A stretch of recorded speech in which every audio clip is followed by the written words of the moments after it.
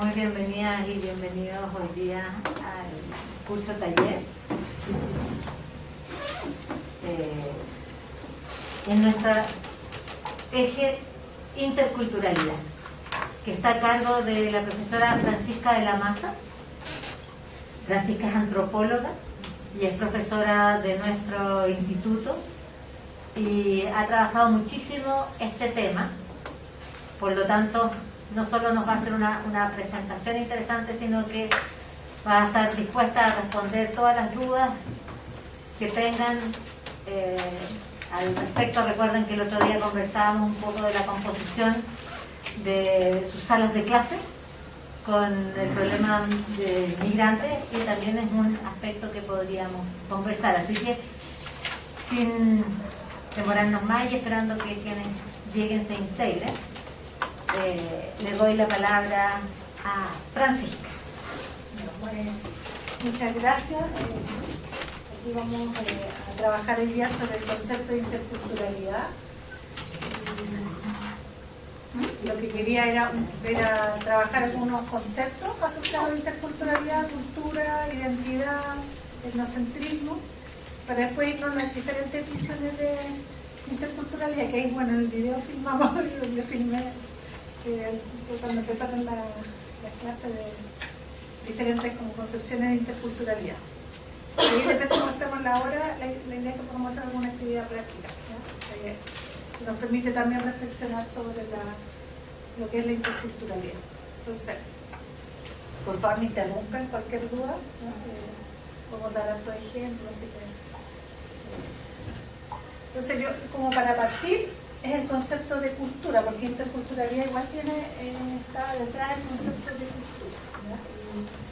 Entonces, primero para ustedes, también para que conociendo cuál es su nombre, ¿qué entendemos por cultura?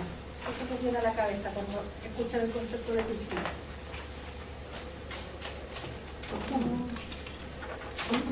Costumbre, ¿no?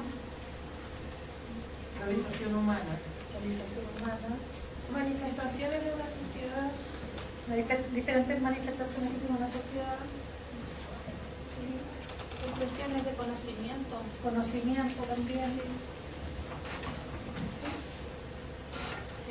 Sí, claro, el concepto de cultura es como todo lo que hace el ser humano, ¿cierto? Antes decíamos el hombre, no, vamos a decir eso, todo lo que hace el hombre. De hecho, los libros clásicos de antropología dicen el estudio del hombre, ahora el ser humano, ¿sí? Claro, todo lo que hace el ser humano, que es un poco lo que ustedes dijeron: conocimiento, costumbre, manifestaciones, vestimenta, gastronomía, lenguaje, arte, o sea, todo, ¿cierto? Se encaja en todo, ¿ya? Pero un poco para vincularlo a lo que vamos a trabajar, podemos decir, bueno, que primero, que eso es súper importante. Una de las cosas que define lo que es la cultura es que es aprendida y compartida, ¿ya? O sea, que no nacemos con la cultura. La cultura se aprende, y además lo que lo hace importante es que se comparte, que es aprendida y compartida por el medio donde nos desarrollamos.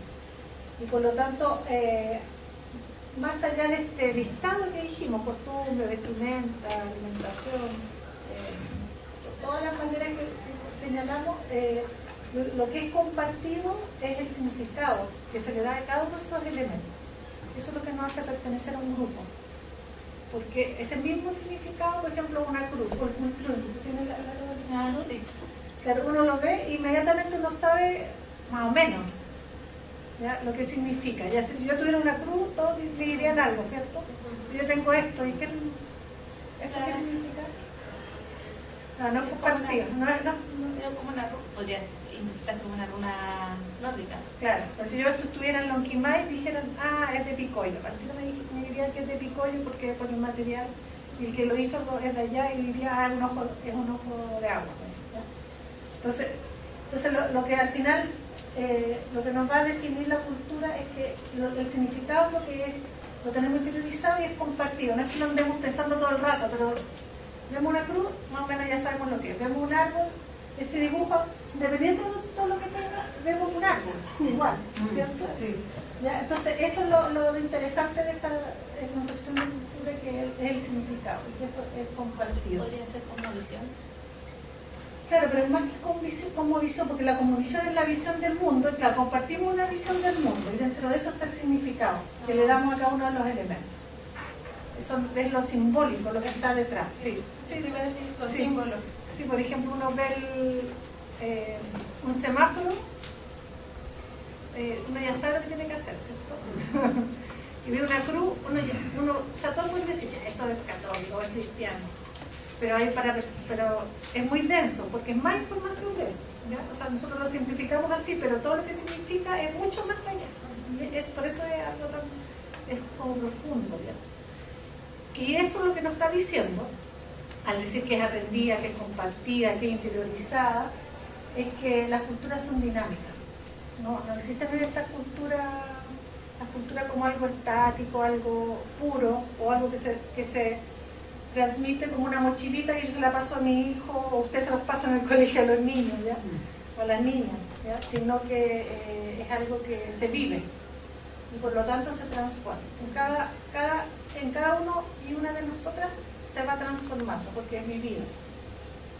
Entonces eso nos quita la concepción de cultura como algo estático y como si fuera algo puro. Uno dice, esa persona no es, la cultura no es pura, así como que está mezclada, ¿ya? Entonces eso como va contra el concepto de cultura, porque justamente siempre nos estamos relacionando.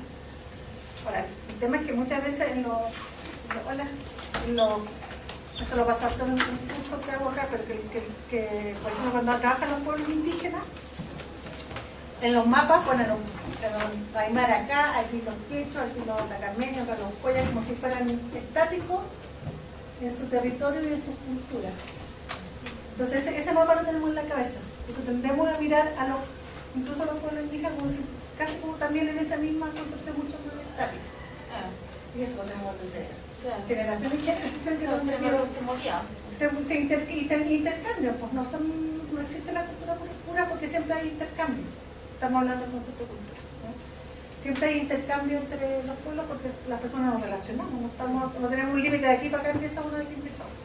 Entonces, esa constante relación también hace que muchas veces desaparezcan esas culturas que se van desapareciendo a través de estos traspasos y finalmente van desapareciendo en todo este movimiento y este dinámico que tienen. Claro, a veces pueden desaparecer, pero en general se van transformando y a veces las culturas se invisibilizan, se pueden invisibilizar y en determinados momentos históricos pueden reaparecer.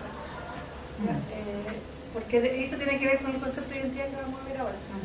Porque a veces por las situaciones históricas de dominación, de instalación de un modelo sobre otro, hace que esos pueblos, en el caso de los pueblos indígenas, se mimeticen, traten de ocultarse, incluso hasta pierden muchos elementos que le dan identidad. Sí. Pero eso no quita que no tengan ese origen histórico de un territorio, de una familia. Entonces, en determinados momentos históricos o contextuales pueden emerger. Y eso lo tenemos, por ejemplo, en el caso de los changos. El pueblo chango, que está en la costa de la cuarta, incluso dicen hasta más, de los vilos, incluso ya era un pueblo que todo el libro de historia decía que estaban extintos, incluso los cernos también podemos hablar. Y resulta que en determinados momentos, hace un año o 2 años fueron reconocidos la ley indígena. ¿Y por qué sucedió? Porque eran changos, se supone que eran changos, porque alguien me dijo que eran changos, no sabemos, son varios pueblos, un territorio larguísimo. Pero después se dijeron que eran pescadores pobres, me decían. Entonces todos los changos le decían chango, incluso era un sobrenombre que se le decían a los pescadores más pobres y a los más que trabajaban como era antiguamente. Entonces era un nombre despectivo. Entonces siempre era como, si tú tenías algo de eso, tratabas de ocultar. Y en determinado momento, una organización de jóvenes, Chañaral de Aceituno, y en otras más, pero ese es como uno de los emblemáticos, empezó a valorar a que eran descendientes del último constructor de balsa de cuero de lobo, ¿ya? Y entonces, y eso se asociaba a los changos, de repente con instituciones públicas, con gente que fue a estudiar allá, hicieron estudios, finalmente empezaron a reconocerse como changos, empezaron a decir, hoy somos changos. Se dieron cuenta desde... Empezó a emerger algo que estaba oculto, Exacto. y eso que se veía como negativo, y eso tiene que ver harto con los estereotipos, con la discriminación. ¿Cómo se reconocieron? Que era negativo, empezó a emerger y empezó a sentirse como un valor, porque también hay instituciones públicas para que no empezaron a reconocer. Y finalmente llegó a todo un movimiento, que hoy día existe el Consejo Nacional de Pueblos Changos, y que está reconocido en la ley indígena. Va a ser el último pueblo que fue estamos en pandemia, yo creo que el 20, no me acuerdo, pero hace poquito, ¿ya? Hace muy poco. ¿De ahí mismo, de la cuarta región? O sea, se reconoció el pueblo chango y ahora 11 los pueblos reconocidos. hoy día sí. Y los Selknam, el otro caso, que también dijeron un pueblo extinto, a partir de un proceso de reconocimiento de los niños que fueron llevados a trabajar a casa de personas no indígenas, a trabajar a casa, ellos de repente empezaron a darse cuenta que habían cosas comunes con otros jóvenes, ya no eran niños, adultos, y empezaron todo un proceso de reconocerse y de reivindicar esa historia de despojo. Entonces tiene que ver con el concepto de identidad, que sus elementos que le dan identidad o pertenencia a un pueblo tiene que ver con el intento de exterminio, el intento de desaparición, de genocidio incluso, ¿ya? Pero ellos dicen eso, no quiero que nos sigan tratando como un pueblo extinto, sino que somos pueblos que logramos sobrevivir y tenemos una situación histórica terrible, pero que eso también es parte de nuestra identidad, porque es algo común. Ahí se hizo un trabajo, ¿verdad? Sí, salió a publicar. Parece que sí, había un reportaje. Sí, se hizo un estudio, lo trabajó Carolina O'Donnell, que era la otra profesora, Sí. y está hace poquito, el año pasado, pues. Y ahora está en proceso de reconocimiento de la ley indígena, entonces ahí serían 12. Y el otro pueblo, que también se decían que no existían, es los afrodescendientes. Esos que están En Arica. exigiendo que aparezca, claro. O sea, ellos están reconocidos por otra ley, Pero no por la ley indígena. Allá. Están reconocidos con la ley, no me acuerdo el número, fue el 2018, si no me acuerdo. Pero no por la ley indígena, no como indígena, pero sí como un pueblo tribal afrodescendiente. 2018-2019. Pero eso no está en el caso de Arica. Los afrodescendientes de Chile, más decía. Que también pueblo que se había sentido invisibilizado por todo el proceso de discriminación.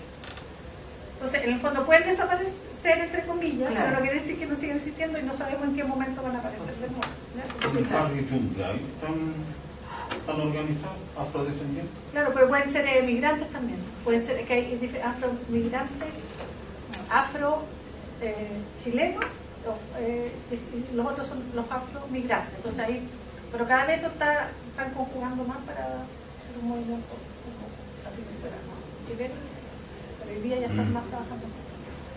Era un paréntesis para recomendar un material didáctico aquí a los compañeros y compañeras que me ha resultado muy útil, que es un discurso, creo, de José Fernández Choque, que fue un convencional constituyente, representante del pueblo Selknam, y hace un discurso muy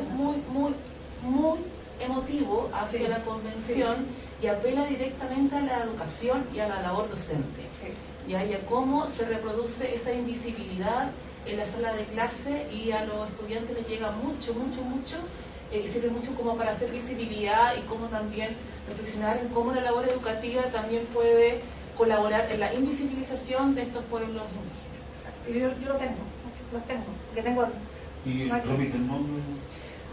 Creo que se pone Convención Constitucional en YouTube, representante pueblo Selknam. Sí, no me puedo equivocar en el nombre. No es Choque, pero sí, pero no me, sí, no pero me yo no se lo tengo, así que no lo voy a pasar. Y lo subimos a la plataforma, en es un la muy pestaña de material interculturalidad. pedagógico. Sí, y hay de todos los pueblos.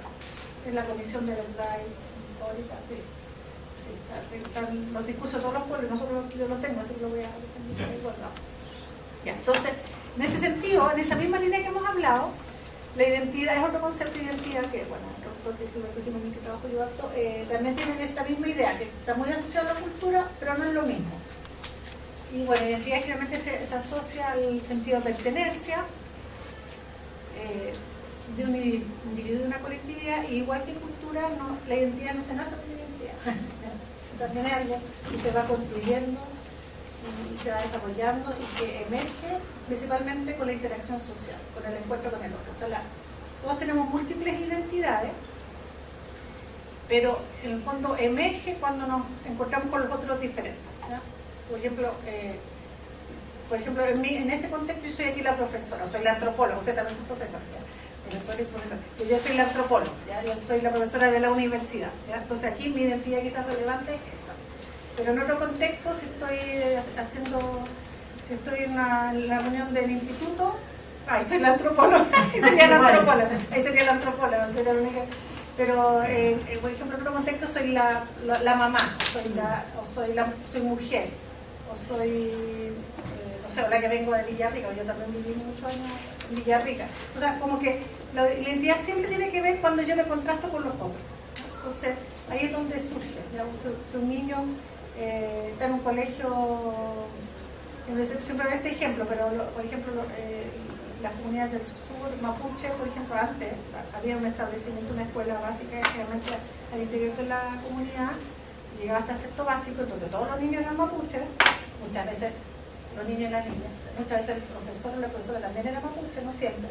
Entonces el tema de ser mapuche no era quizás tan relevante como cuando el niño se va a la ciudad y entra a una escuela urbana, y donde es minoría, y además el resto de los compañeros lo empiezan a decir que él es mapuche, o por él, y muchas veces asociado a la discriminación.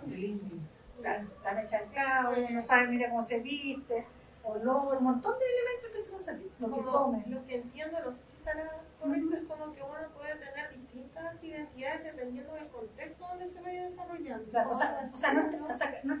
nosotros tenemos múltiples identidades, lo que pasa no estamos todo el día pensando quién soy, a veces sí, ya tenemos esa crisis existencial.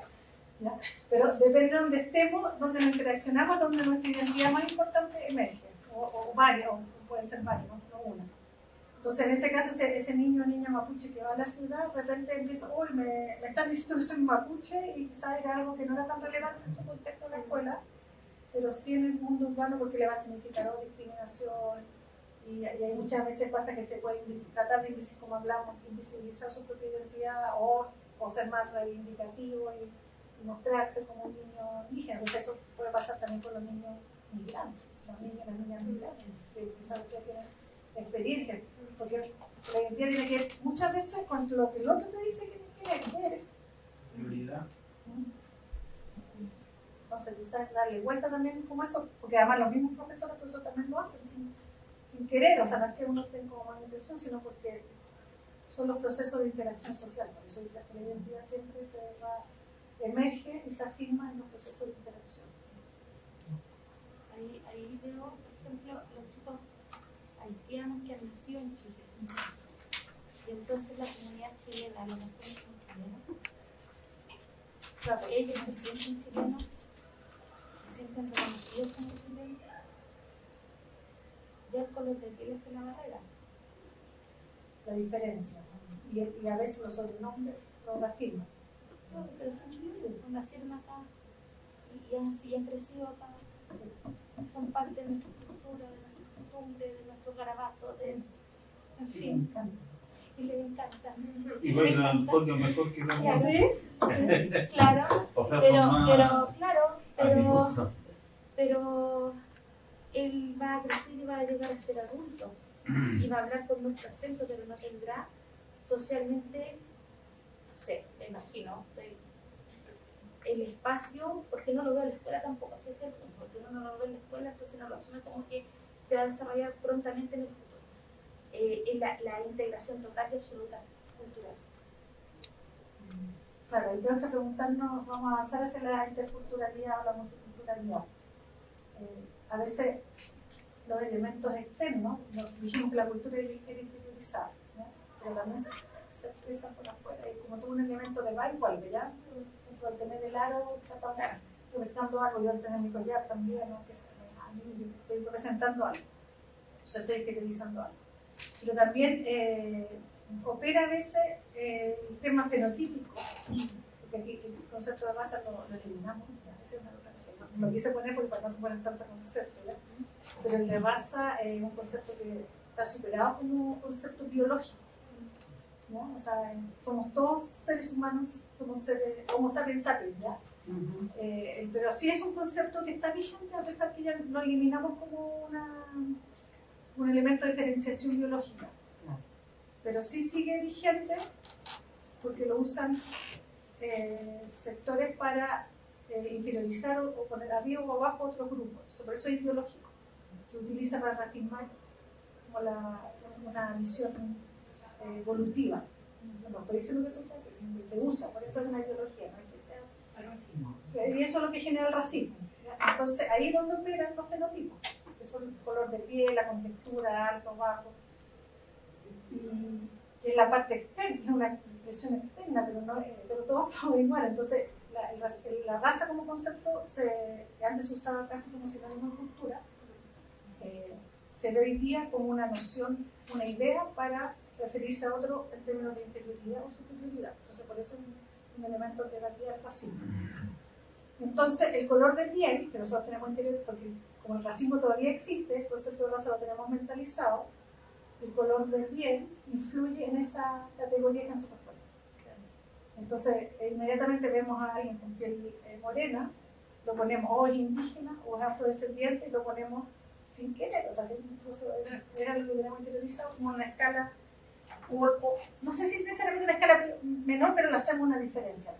Como lo que ocurría en la colonia, que es algo que tenemos tan arraigado, que es súper difícil ahora mismo con lo que pasó. Yo me voy a ir para otro tema, pero es que es como súper difícil no relacionarlo. Como que se relaciona todo lo que está hablando con el proceso a lo mejor que pasó ayer, el tema de la plurinacionalidad, el tema de darle el espacio que le corresponde a nuestro pueblo originario. Y la gente, y desde siempre nos han enseñado de que no, o sea, ese origen indígena siempre lo hemos tratado de borrar, de eliminar, de blanquear, por sobre todas las cosas. Entonces, ahí ya hay una respuesta del por qué no se quiere, o sea, Sandón decía, ay, los mapuches van a tener más privilegios que un chileno, y la gente se queda con esas cosas. Eso era mi comentario, de ayer todavía. Sí, todavía estamos todos así. Nosotros tenemos razón, es lo mismo que uno en el colegio cuesta salir de la lógica de la mezcla racial en las clases coloniales, y siempre se habla de lo racial. Los mestizos, que nos Sí, enseñan el eso, mestizo, los del sambo, el mulato. Sí, sí. Claro, entonces ya con esta lógica que la raza no existe, Sí, entonces sí. eso no, porque en el fondo el racismo o el concepto de raza es una justificación para la explotación del otro, para, por ejemplo, para la esclavitud, todo eso está asociado. Sí, pero hay algo brutal. Ahí en el curso de los textos escolares, Eso mismo. hay algo brutal. Yo enseñé los cursos chicos, durante bastante rato enseñé. En segundo básico estuve 2017, no hace mucho, 2017 tuve el segundo básico y aparecía el triangulito. Sí. En los libros escolares. Todavía. Entonces, concha, ¿qué está pasando? Ahí se ve cómo no está la asesoría ni la persona indicada haciendo estos currículum nacionales de educación. No sé si en los cursos grandes, pero en los chicos aparece el Pero triangulito. no, si también aparece exactamente lo mismo. Ahí están ustedes, los profesores, para hacer la Pero los niños también, los niños como les impacta el hecho de como, ¿qué es así? O sea, qué racista, tía, ¿cómo eran así? O cuando de repente yo leo y dice, negros, tía, pero así como que igual les impacta el hecho de decirlo así. Yo creo que esta es la labor, pues, o sea, la única forma que podemos como es evidenciar, o sea, eso hay que usarlo. Trabajarlo de eso. Exacto. Usarlo, no hay que dejarlo No hay pasar que- listo. Esto se muestra en el PowerPoint que tengamos la sala de clase y se evidencia y Se conversa. de una postura Sí, crítica. claro, pero sí, sin duda, y nuestra tarea como profesores de historia también tiene que ver con eso, bueno, de hecho el currículum nos mandata a trabajar habilidades superiores, dentro de la crítica, la observación, el análisis, la valoración, entre otras.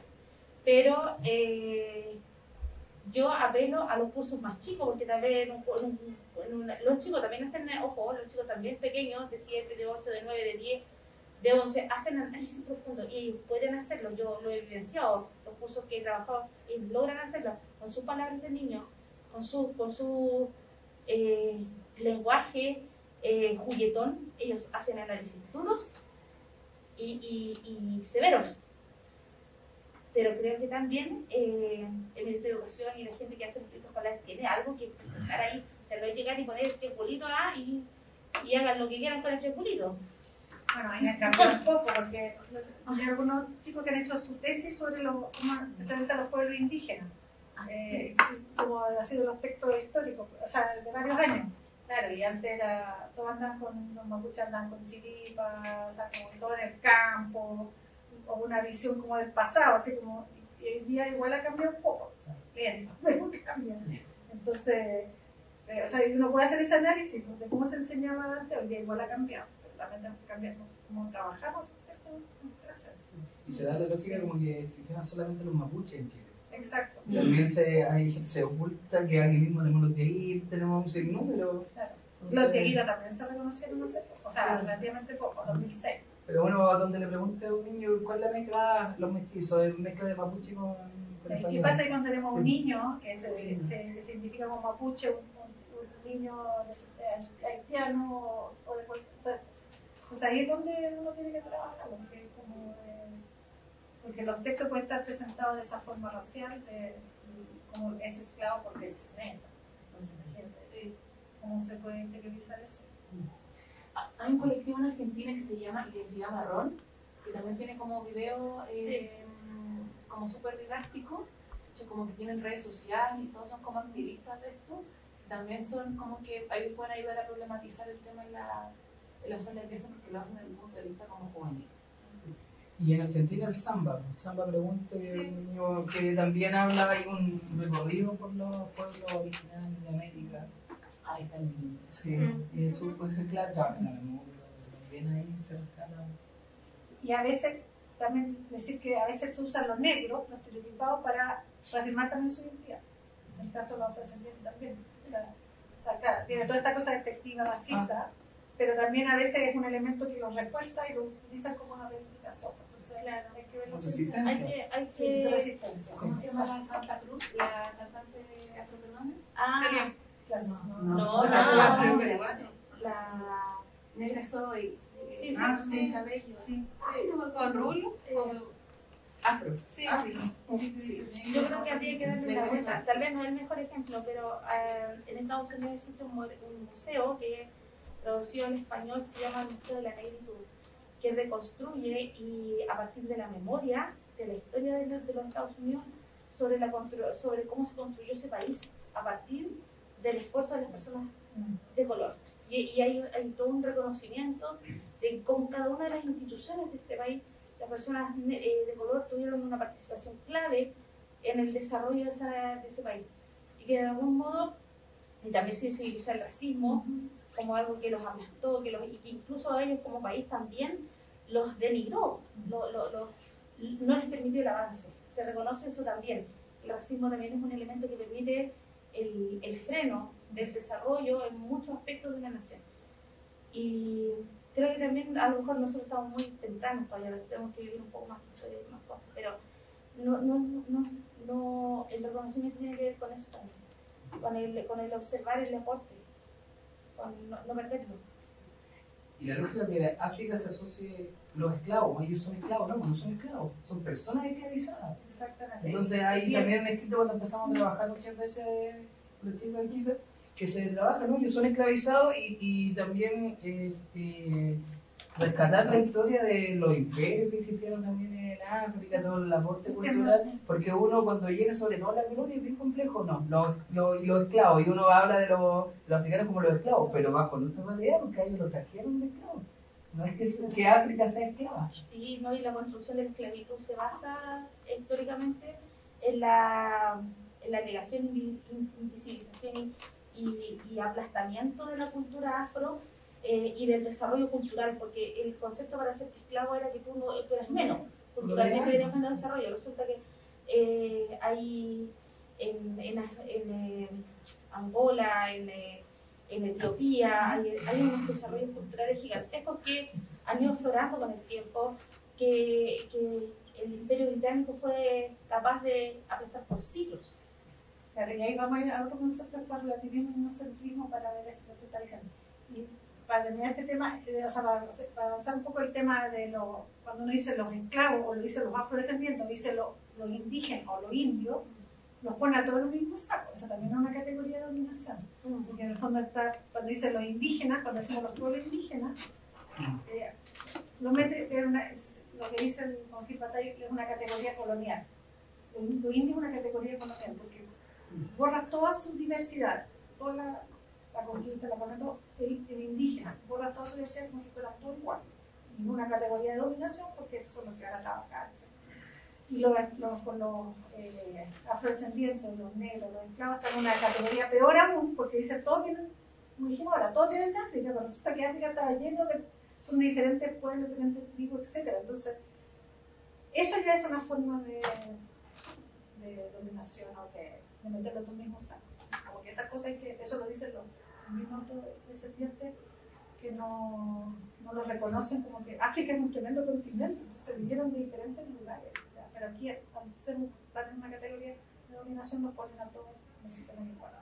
Y eso dificulta, por ejemplo, que los mismos estudiantes no comprendan que un grupo ya de 40 españoles lograron vencer a tantos indígenas, ¿no? Pues, y no se comprende también la lógica que también dentro de los indígenas había pueblos enemigos que luchaban, y hay asociaciones también con los españoles, pues como que tenemos ya... Claro, que son dinámicos. Claro, los yanaconas como que es solamente tradición y también muchas veces se dan una lógica de alianzas militares.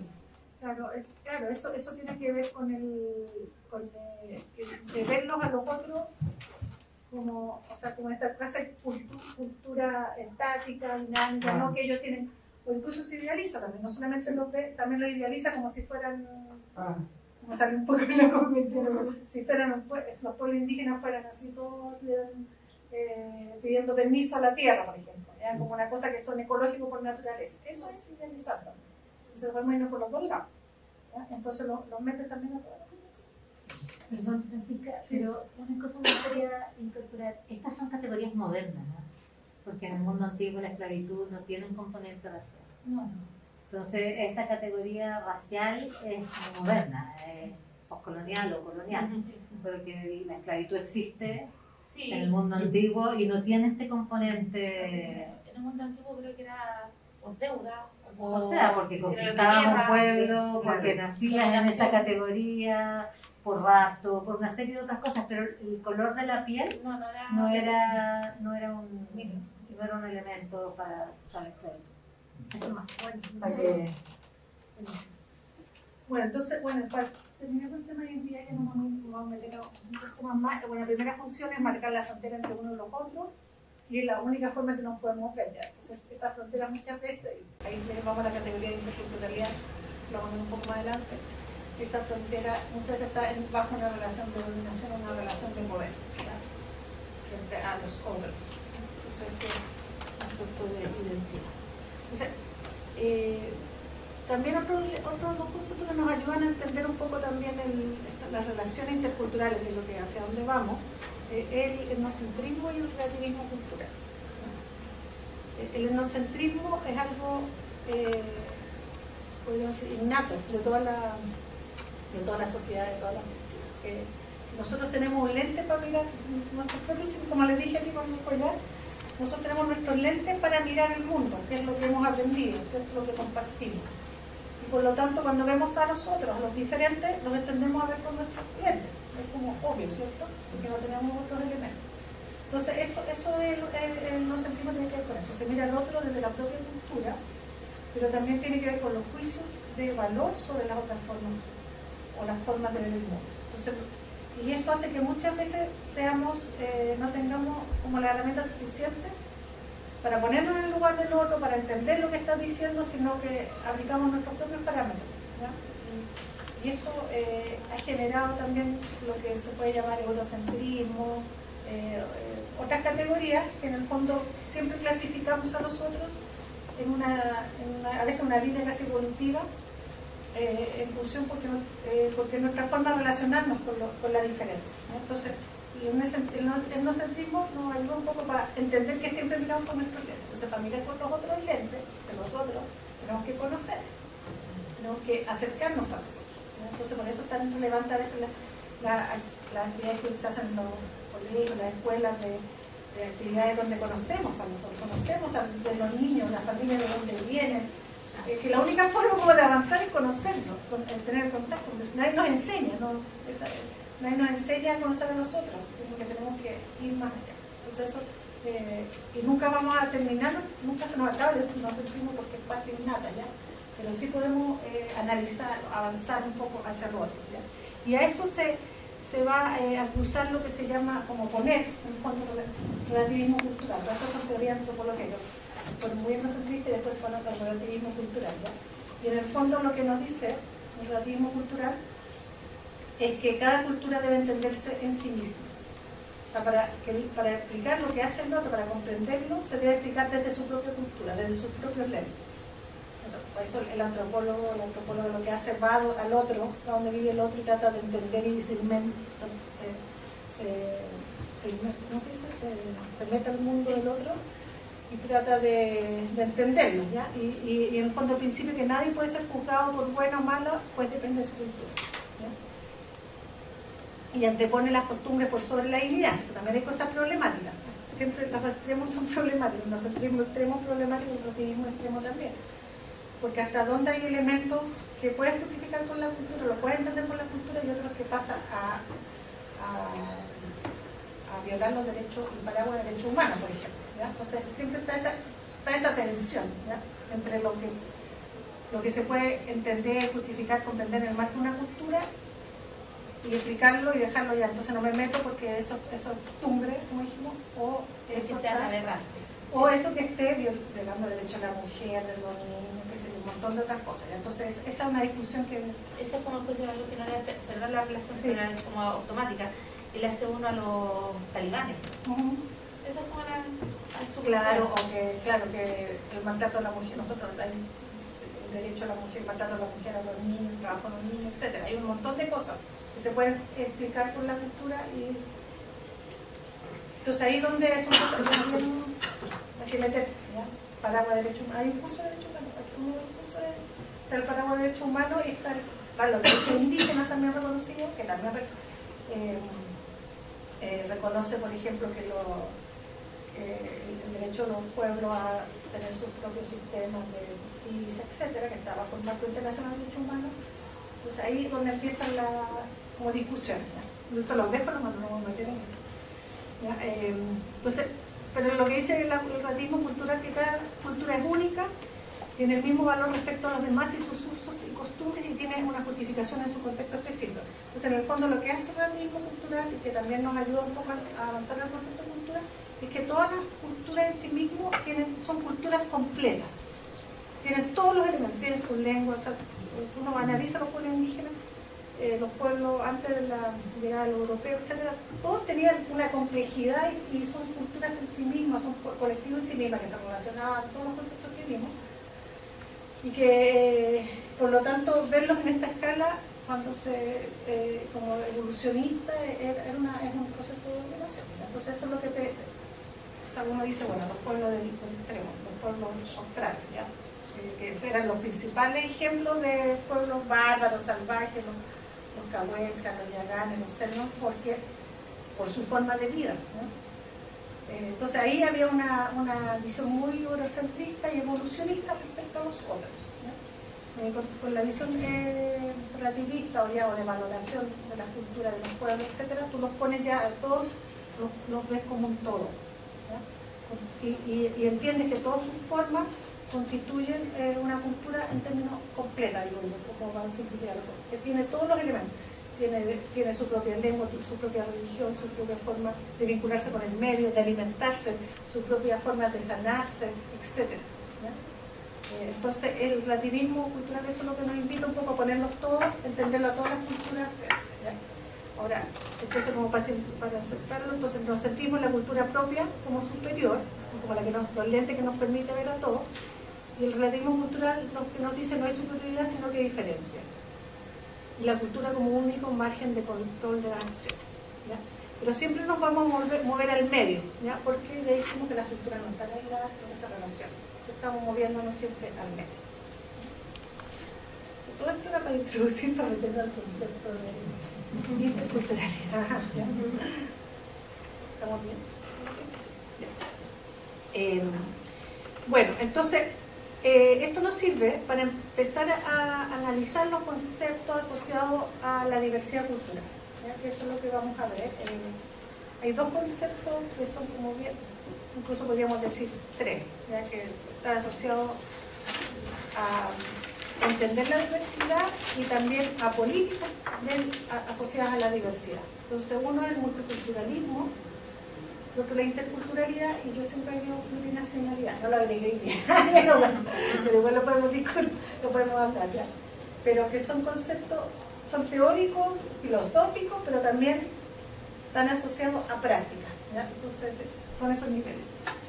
Entonces, aquí hay un dibujito medio feo, pero prefiero este que otro que tenía antes, ¿ya? La multiculturalidad y la interculturalidad, ¿ya?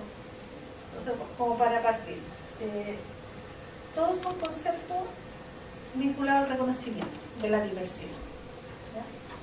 Y surgen al constatar que, a pesar de todas estas políticas de integración, de proyectos nacionales, de construcción de país, etcétera, de que seamos todos, lleguemos a ser iguales, como decía la compañera, a pesar de todo eso, los pueblos siguen, la diversidad sigue existiendo. Entonces es una forma de abordar la diferencia, una forma teórica, académica, pero también de política pública. Entonces la multiculturalidad es un concepto que reconoce la diversidad, entonces por eso están separados, ¿ya? Reconoce que existe diversidad, después nos vamos a meter con mayor detalle cada uno. Entonces es un paso muy relevante, ¿ya? La ley indígena, por ejemplo, en Chile, que reconoce el día 11 pueblos, reconoce, no utiliza el concepto de pueblo, utiliza el concepto de etnias indígenas, ¿ya?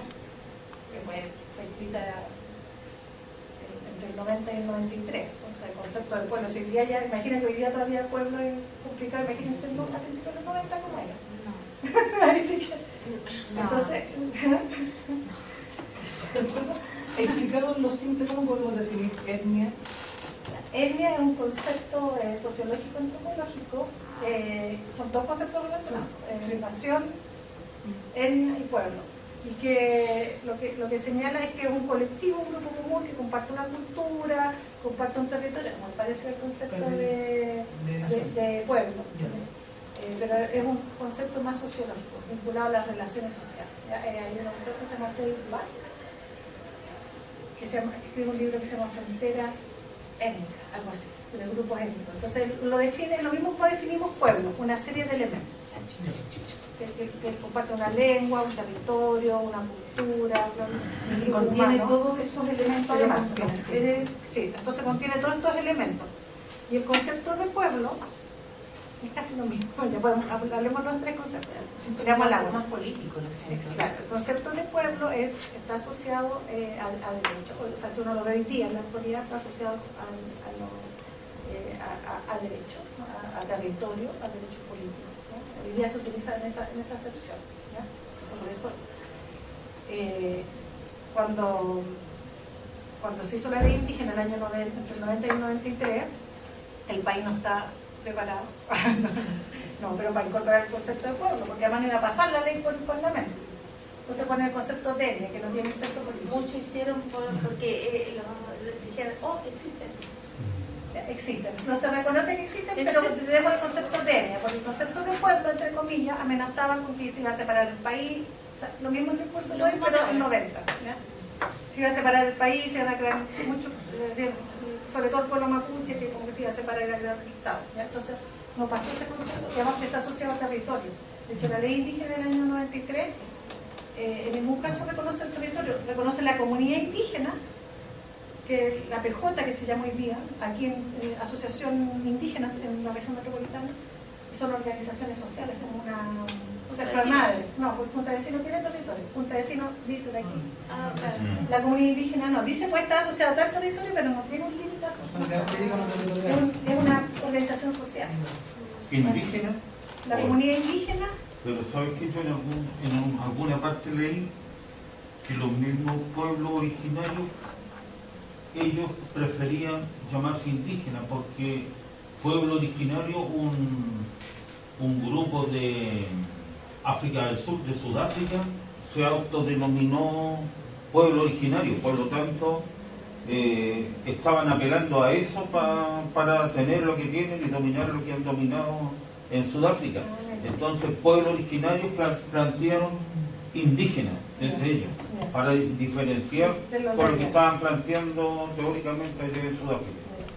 Sí, aquí algunas políticas públicas sobre todo hablan de pueblo originario, otros hablan de pueblo indígena, otros le carga indígena porque dice que es una categoría colonial, y por eso hablan de pueblo mapuche, que prefieren ese tipo, pero hay diferentes, como que no hay consenso, pero todos son aceptados. Después yo le voy a mandar otro que me acuerdo para subirlo. ¿Sabes qué? Estoy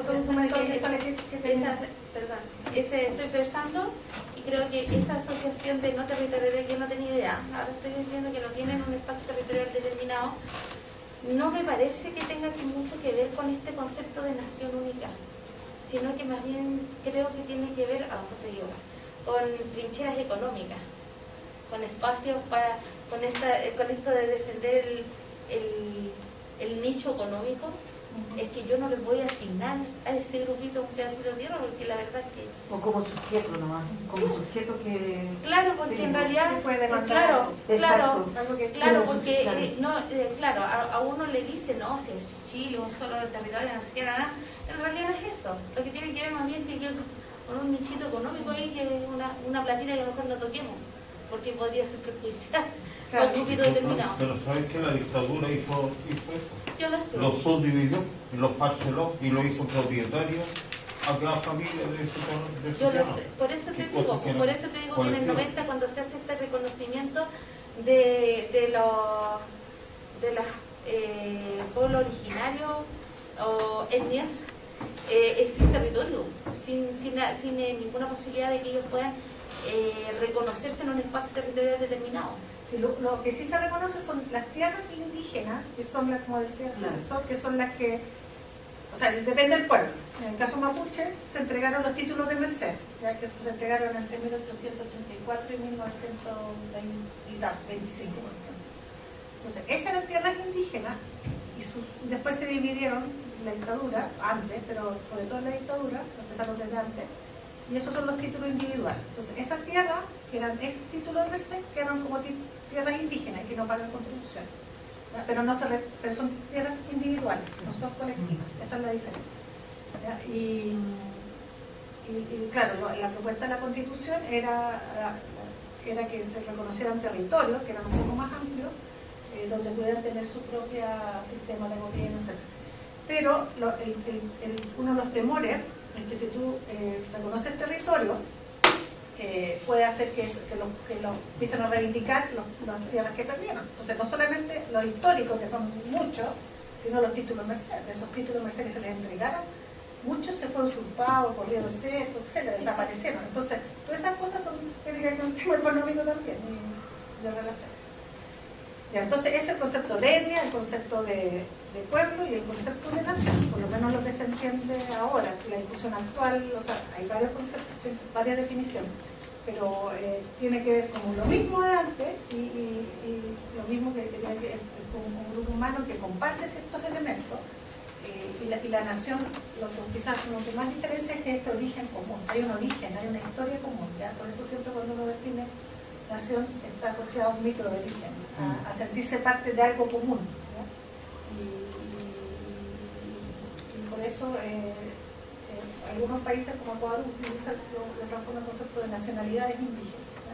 O sea, tiene una connotación, de hecho la Constitución decía pueblo-nación indígena, ¿cierto? ¿Se acuerdan que serían como las dos opciones? Porque algunos prefieren llamarse una nación y otros como pueblo. Ya tiene una connotación de un origen común y también asociado a derechos, etc.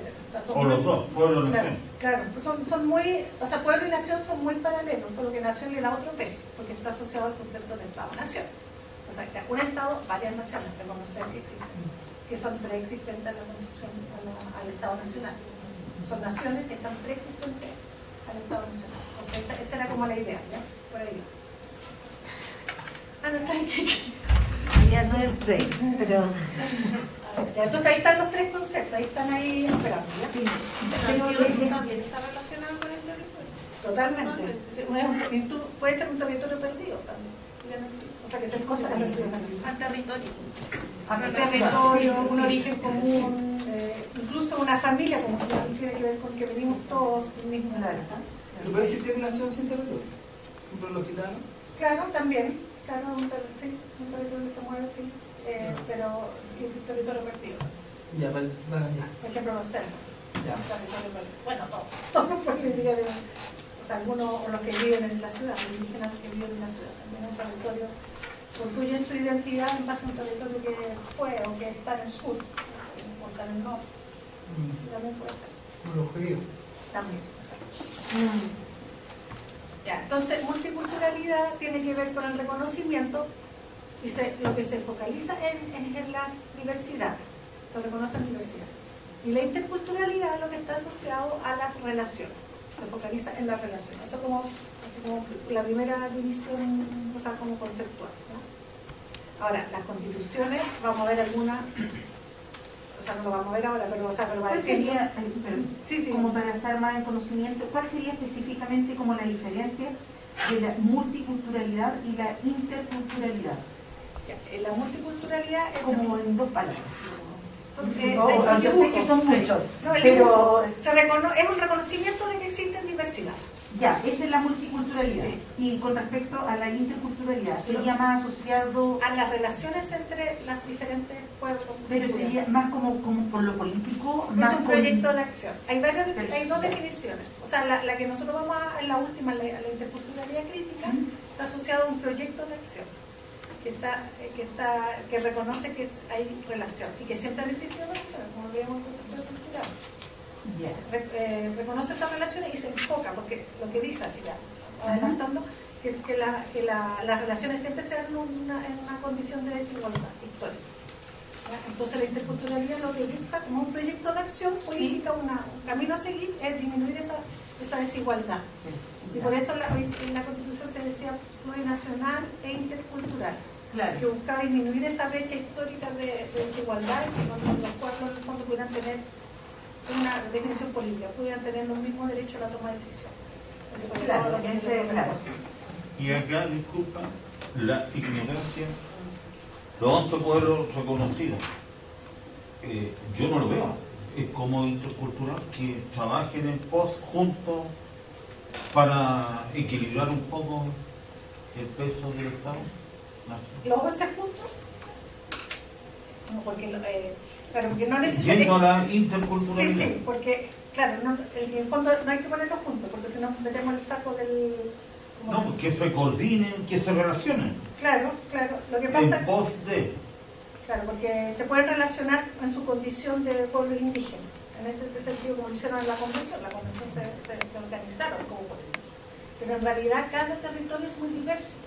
O sea, por ejemplo, los mapuches siempre salen por todos lados, ¿ya? Es muy diverso, incluso los propios mapuches es muy diverso, lo que está en la cordillera, lo que está en cada lugar es muy diverso. Entonces, en el fondo lo que apuesta la interculturalidad es fomentar que los que han sido excluidos de toma de decisiones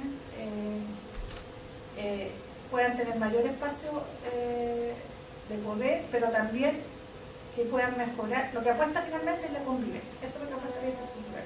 Lo que apuesta es que esta diferencia histórica que genera conflictos, los conflictos es parte de la interculturalidad, disminuya esta brecha. Entonces, por lo tanto, hay que reconocer, hay que reparar a los que han sido históricamente, hay que reparar, por eso también sale harto el tema de reparación. Y que eso es lo que puede apostar a la convivencia. Ahí como que podría estar, según yo, no sé, como una diferencia. El cómo reparamos estos daños o estas diferencias, pero sí en la multiculturalidad están siendo reconocidos. Sí, se están reconocidos. Claro, por ejemplo, toda la política indígena, la política que se llama intercultural, por ejemplo, la política de educación intercultural, son políticas solamente para la población indígena. No afecta al dominado. Al dominador. Entonces, si uno analiza críticamente, eso lo dice Fidel Tubino, si uno analiza cómo han sido las políticas que se llaman interculturales, son políticas multiculturales, claro, porque han sido orientadas para la acción afirmativa de la población excluida, pero nunca nunca nos impacta en el resto de la población. Entonces, para que cambiemos la relación y mejoremos la relación y los otros tengan más espacio, tenemos que pensar en el otro, en el que ha dominado. Los pueblos indígenas siempre dicen, Elisa Bonfán decía eso, antes nosotros somos interculturales, eso somos los más interculturales, porque nosotros aprendimos del otro, aprendimos su lengua, o sea, todo lo que hacemos, lo hacemos porque conocemos al otro y sabemos cómo relacionarlo. En cambio el otro no sabe cómo relacionarlo, no conoce nuestra lengua, no conoce nuestra historia. O sea, nosotros tenemos que adaptarnos a los otros, pero los otros jamás han hecho este intento de conocerlo. Pero el ejemplo está en el currículum escolar. Sí. En el currículum escolar hay sectores de Chile donde se enseñan las lenguas, pero no es una política que sea transversal para todos de Arica a Punta Arenas. Yo sería feliz que mis estudiantes de cuarto básico recibieran clases de lengua originaria, por ejemplo. Lo que iba a decir es como que nosotros nos mantenemos en esta fase de multiculturalidad y vamos hacia, espero en algún momento, a la interculturalidad. Claro, porque todas las políticas están orientadas a los grupos específicos. O sea, cualquier cosa es para ellos, pero no impacta en el resto de la población. Igual impacta porque estamos relacionados, pero no hay una acción sistemática para los que no somos indígenas. Entonces, en el fondo es una acción afirmativa para ellos.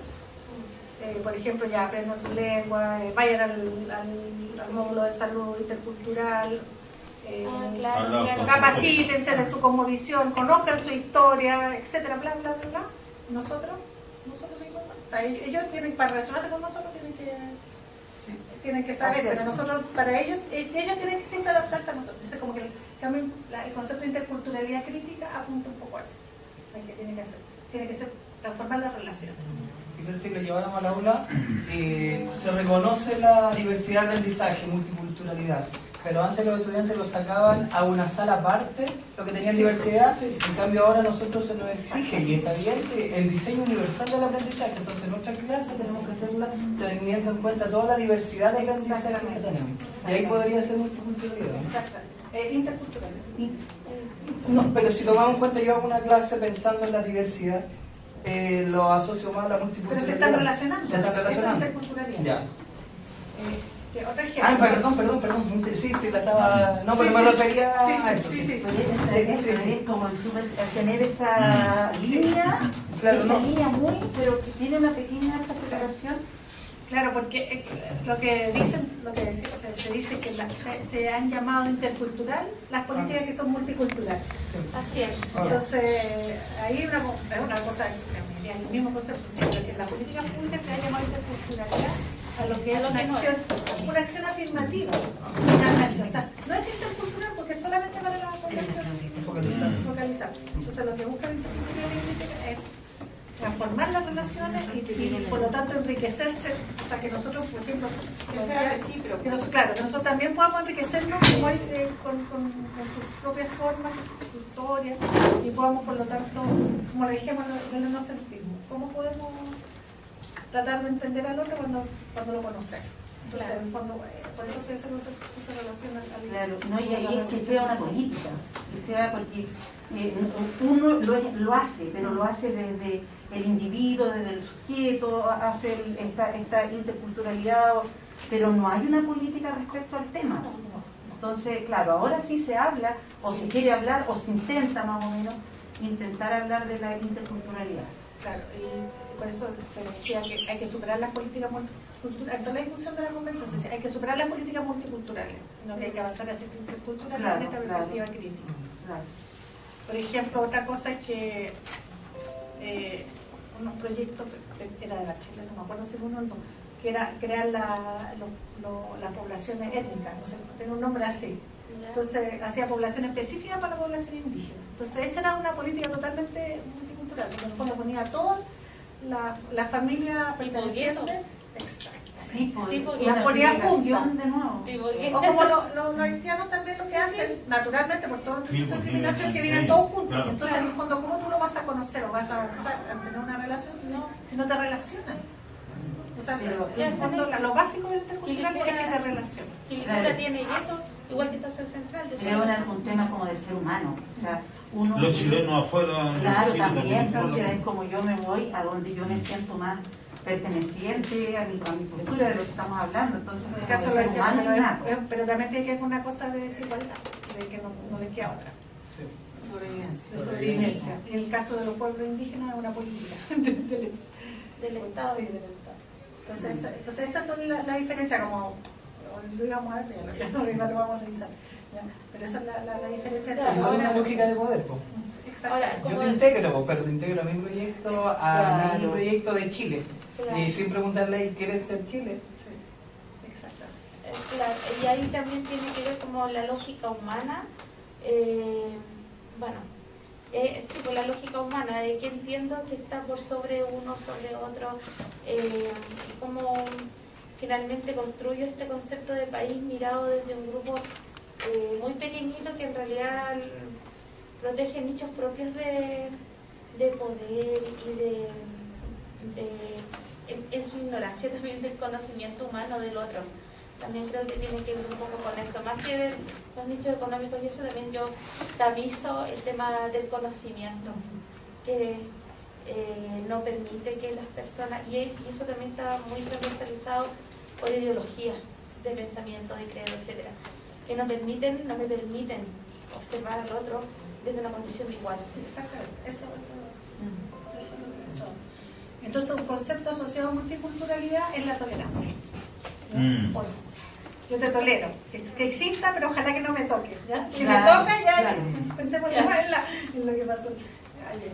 Si me toca, no, hasta ahí llegó mi aceptación de la diversidad del conocimiento. ¿Ya? Porque te tolero que exista, que bueno, pero ojalá que no me afecte en mi vida. ¿Ya? Y eso es lo que hay dos Sartori italiano, no sé, claro, conoces Sartori, que tiene todo un texto de la multiculturalidad, bueno, asociado a eso. Esa es la apuesta de la diversidad, es esa visión, o sea, asociada a la tolerancia.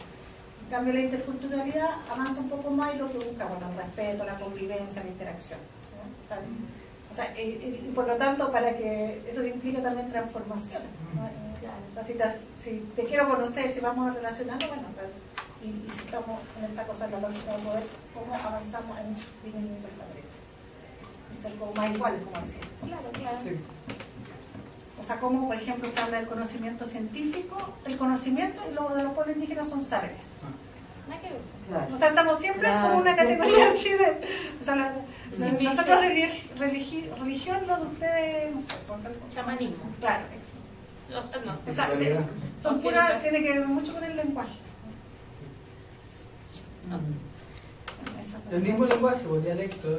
Dialecto, claro, tú hablas dialecto, no es una lengua. El dialecto, no sé. Entonces esa es una cosa más, antropología 1, son lenguas, así, todo eso que dijimos que, de los relativismos que son todos concretos en ese mismo Se sentido. invisibilizan saberes que podrían ser tremendamente útiles. Y ahora con el cambio climático. O sea, por ejemplo, muchos de los pueblos indígenas han desarrollado por miles de años, cientos de años, adaptaciones a los cambios, por ejemplo, en la producción, agropecuaria, en la agrícola, qué sé yo, porque han tenido que sobrevivir. Y claro, y ahora ese conocimiento es necesario. O sea, Sí, pero igual que en salud. Yo conocí una doctora que era... Sí, Ahí entra de nuevo la interculturalidad. Exacto. Y es importante por la dialéctica de que se produce en toda la vida del ser humano. Nos vamos dando vuelta ahí. Exacto. Una alumna que el año pasado, una alumna que era de enfermería o de medicina que tenía, entonces tenía que hacer un trabajo asociado a estos conceptos. Entonces ella decía que la medicina no era medicina indígena, el conocimiento indígena de salud no se podía equiparar al de ella, que son concepciones muy, Claro. porque lo otro no era otra palabra usada, pero no sé, como que no era probado, no sé, una cosa así. Entonces yo decía, pero haz un esfuerzo de verlo, haz un esfuerzo. Y claro, porque nos enseñan así, pues tenemos esa forma de ver el mundo. O sea, Y todavía, imagínense. Categoría. y desde chico nos enseñan y Pero- lo que decían los refuerzan. Exacto. Invisibilizan Pero conocimientos ahora, valiosos. con respecto a eso de la medicina, está la medicina integrativa, o sea, ver el cuerpo como un todo y no si voy al oftalmólogo, ya, es solo eso. Medicina alternativa, eso es alternativo. Eso es lo que decía ella. Ella decía que eso era alternativo, era como no era. Pero yo estoy hablando como de la Sí. integrativa, como verlo el cuerpo humano como un todo, finalmente. Y así debería ser y no así como tan segmentado. Bueno, ahí se salta a la luz las estructuras del conocimiento, qué conocimiento se valida y qué no se valida. Y cuáles son las razones por las cuales me permiten validar o no validar ciertos conocimientos. Y ahí también entra este choque cultural profundo en donde las personas tenemos, ahí yo hablo desde mía. Yo siento que todos los conocimientos son válidos, todos. Yo venía conversando con ella subiendo la escalera, yo me atiendo con una doctora que hace medicina biomolecular y no consumo ningún químico, ninguno en mi cuerpo. Y me ha hecho de bien, maravilloso. Y durante años me estuve tomando medicamentos farmoquímicos que me los metieron como la octava maravilla del mundo, y sin embargo ya me estaban causando daño. Y ese conocimiento tan validado, resulta que ahora estoy implementando mi método que no está validado. Y eso me lleva a cuestionarme en educación, en las construcciones sociales y en todo lo que tiene que ver con nuestro relacionarnos en este proceso de cambio profundo que tiene que ver con cómo me relaciono con la naturaleza, cómo me relaciono con los otros, cómo me relaciono en la ciudad, cómo me relaciono en el campo, cómo convivo con un mundo que es absolutamente complejo, diverso y coexistente. Porque aunque yo no quiera, es coexistente. Aunque las leyes me digan que no es coexistencia, tengo que convivir con el haitiano, con el colombiano, con la rumba del venezolano, con el vecino peruano, en fin. O sea, lo que apuesta un poco la interculturalidad es la complementariedad, que eso es importante. No es que uno diga el otro es mejor o mejor, sino que lo mismo que hacen, por ejemplo, en salud intercultural, que la Machi, depende, pero hay muy buena experiencia donde está atendiendo la Machi, por ejemplo, y está el doctor, y entonces el doctor dice, no, esto va a verlo con la Machi, no, esto va a verlo con el doctor. Esto lo puedo atender yo, no, esto lo tengo que atender. Entonces, eso es lo que... Ahora, la interculturalidad también valida. O sea, ahí está la importancia también, el validar todos estos conocimientos para que de esta forma, justamente el ejemplo de la doctora que no valida el saber de, no sé, de una persona que desde lo empírico sabe bastante, pero eso, o sea, lo importante es validarlo y convivirlo con ellos y aceptarlo. Cómo se complementan las alimentaciones de uno y de otro. Exacto. Ya, vamos a hacer un pequeño receso, así que sí. Ya, entonces vamos a revisar los conceptos de nuevo, ¿ya? O sea, ya lo discutimos, pero tomando lo que hablamos antes. Concepto de multiculturalidad, bueno, es un concepto que surge principalmente en países anglosajones para abordar el tema de los inmigrantes, ¿no? Y frente a este dilema que ya hablamos, diversidad, homogeneidad, y surge como una respuesta también frente a la diversidad y conflicto, como la constatación de que esto es bien importante, que la diversidad genera diferencia, que la diferencia genera desigualdad. Ese es lo claro. La diferencia genera desigualdad, ¿ya? O sea, cuando los países dan cuenta que la desigualdad persiste a pesar de todos los programas, etcétera, y tiene que ver con la diferencia, con que son pueblos diferentes, inmigrantes en este caso. Entonces, por lo tanto, ahí se van a generar estas políticas del reconocimiento, políticas específicas para esa población diferente, que van a ser las políticas multiculturales, ¿no? Para los migrantes. Ahí van a estar los vientos, lo mismo que hablamos antes, ¿no? Y entonces la multiculturalidad da cuenta de una realidad empírica, una forma de administrar la diferencia y busca un reconocimiento moral de la diversidad. Visibilizar las diferencias para superar las desigualdades, ¿no? Lo mismo que conversamos. Pero siempre es para resolver los conflictos, la situación de los pueblos como más oprimidos. Por ejemplo, si yo pongo el ejemplo de España, ¿qué pasaría con España con esta diversidad? Con la autonomía. ¿Ah? O la diferencia que hay entre todas las regiones. Bueno, deja pensar. Claro, es que esta política surge principalmente para la población migrante y para la población indígena. O sea, usar este concepto principalmente. Pero también se puede decir para política, claro, porque la autonomía en España son políticas, se puede usar multicultural, ¿no? Porque en el metro de Barcelona se ocupa el catalán. Y el idioma es... No, claro, ¿no? Y claro. tiene un sistema de gobierno. Sí, eso es claro. lo que, o sea, tiene su propio parlamento, o sea, tiene todo un sistema de administración, siempre bajo el marco del Estado Claro. español, pero tienen un que se llama la autonomía. Quizás en España en una época hubo algo significativo en ese sentido con los gitanos, que tienen una presencia fuerte, sobre todo en las regiones de Andalucía, y ahí hubo un tiempo, no sé, que eran reprimidos, digamos, en tiempos de Franco eran reprimidos, y después se pasó a una política como de multiculturalidad con esas poblaciones que además tienen, claro, hablan castellano, pero tienen lengua propia, el rom, etc. Entonces, quizá ese caso, pero Sí, estoy sí. especulando, digamos. Sí, sí. Claro, es que no son políticas multiculturales en el caso de España porque son reconocimiento de las autonomías, tienen que ver más con políticas de reconocimiento y más políticas. Ya, porque tampoco es plurinacionalidad, ¿no? No, o sea, porque son, se reconocen la autonomía vasca, la catalana, bueno, todas las que se reconocen allá, se reconoce la lengua. Podría llamarse plurinacional, podría llamarse quizás. No sé. Lo que pasa es que los contenidos que se le dan son los que va variando. Nosotros tenemos ahí 3 casos nomás que se utiliza el concepto de plurinacionalidad, que Ecuador, Bolivia y creo que Irak, ¿no? Así, de otro lado, los únicos lugares donde se utiliza. ¿Pero es porque es más moderno el concepto? Puede ser que sea más buena pregunta, acuérdate que estudiar. No, porque eso tiene que ver con toda una historia de la izquierda latinoamericana y del movimiento indígena, incluyendo Chile, donde se empieza este concepto de nacionalidad viene de la Unión Soviética, allá de Ecuador, por ejemplo. Toda la influencia de autonomía, todo eso viene. Muchos jóvenes en los 70 fueron líderes indígenas fueron a capacitarse a la Unión Soviética, incluso en Chile, por ejemplo, el Santo Millao, que ha sido un dirigente histórico del ANMAPO del pueblo mapuche. Él cuenta, hay una historia de su vida que lo entrevista, él cuenta que fue allá y ahí empezó por los 80 con trabajar con el concepto de autonomía.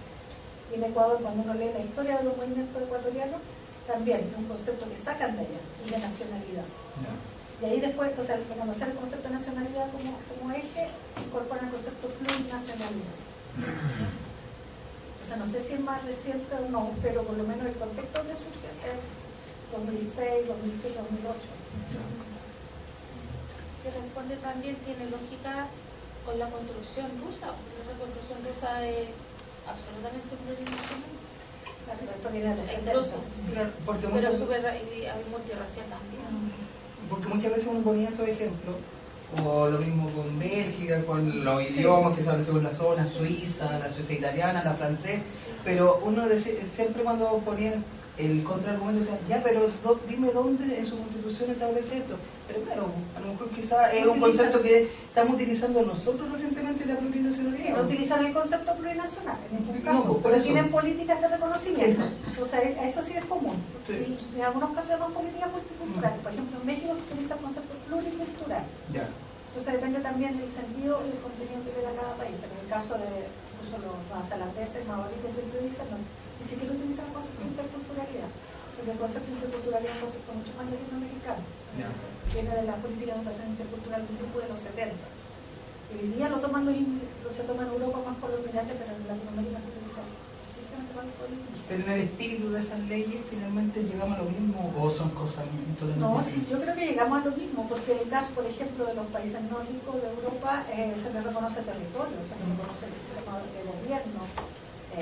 En el caso de, por ejemplo, Panamá, por decir otro país, están los pueblos indígenas, las comarcas, Comarca Cuna, por ejemplo, que se les reconoce un territorio desde 1925. No se llama plurinacional ni nada, pero se les reconoce un territorio donde los que quieren soberanía a la población cuna. Yo fui por un proyecto que tenía en turismo, y cuando entraba el límite de la comarca Cuna, tenía que pasar mi pasaporte, tenía que mostrar mi pasaporte, estaba dentro de Panamá. Y después todo el tema turístico, que son islas del Caribe, imagínense un lugar precioso, todo lo administran los cunas. No puede entrar ningún tour operador que no sea cuna, ningún hotel que no sea cuna. Ellos ponen sus reglas, tienen sus comunidades, sus consejos, y ellos lo administran y funcionan. Y nadie se escandaliza, no pasa nada, o sea, funciona. Es un acuerdo que se llegó en algún momento de una negociación, y uno podría decir eso es plurinacional, que se les reconoce, y hay varios. Son diferentes usos que se le dan, bajados. Entonces, como que esto, claro, Si uno ve las constituciones, pueden tener multiculturalismo, multiculturalidad en muchos casos, plurinacionalidad solo en Latinoamérica tenemos dos, Ecuador y Bolivia. O hay unos que tienen pluriculturalidad, México, y hay otros que no tienen nada, pero dentro de la Constitución tiene un montón de reconocimientos de derechos. Entonces, por eso hay que como que relativizar en el fondo el uso, porque depende de cómo cada país le da el contenido. Ahora, nosotros estamos viendo como el tema más conceptual. Pues entonces, multiculturalidad, bueno, eso como que no se mete en las relaciones de poder. Eso, reconoce la diferencia y genera política. Eso básicamente. Y se ha utilizado también como política de Estado para contener reclamos respecto a la diferencia. Bueno, ¿dónde empiezan a surgir a propósito de lo que estamos viviendo? Cuando se empiezan a incorporar estos conceptos en las constituciones de Latinoamérica, después de la demanda de los pueblos indígenas cuando se cumplían los 500 años de la europea, y entonces ahí es una forma de oponerse a las celebraciones.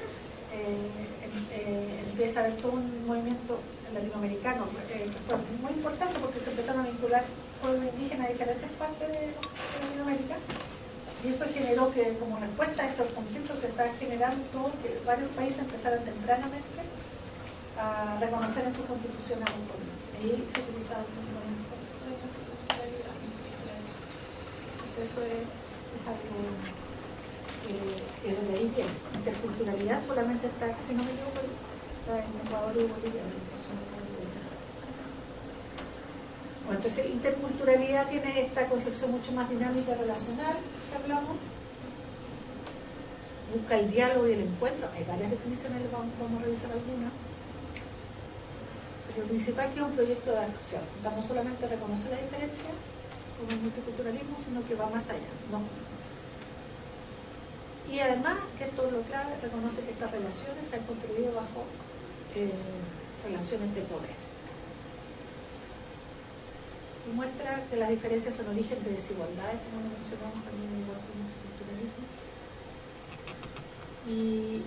Y evidencia mecanismos de poder, conflicto y jerarquía social. Un poco devela, como que devela que estas relaciones con los pueblos indígenas, lo mismo que estuvimos hablando antes, son origen de desigualdades, son relaciones de poder. O sea, por ejemplo, al no reconocer que los pueblos indígenas tienen conocimientos y no saberes, estamos dando cuenta de que hay una relación de poder ahí. ¿Quién tiene conocimiento? El blanco o claro. el occidental. Claro, que no es indígena. Entonces, eso es un poco el concepto. Había que hay una frase de Watch, también le subí un texto, que dice que el contacto e intercambio entre culturas en términos equitativos, en condiciones de igualdad. Bueno, tal contacto e intercambio no deben ser pensados simplemente en términos étnicos, sino a partir de la relación, comunicación y aprendizaje permanente entre personas, grupos, conocimientos, valores, tradiciones, lógica y racionalidades distintas, o sea, reconocer al otro como diferente, orientados a generar, construir o propiciar un respeto mutuo, un desarrollo pleno de capacidades de los individuos y colectivos.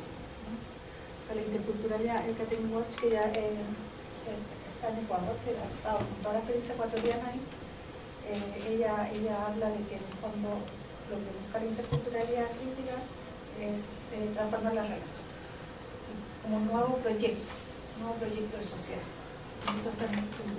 Entonces aquí vamos a ver la distinción, que es lo que ya hablamos, entre la interculturalidad funcional y la interculturalidad crítica.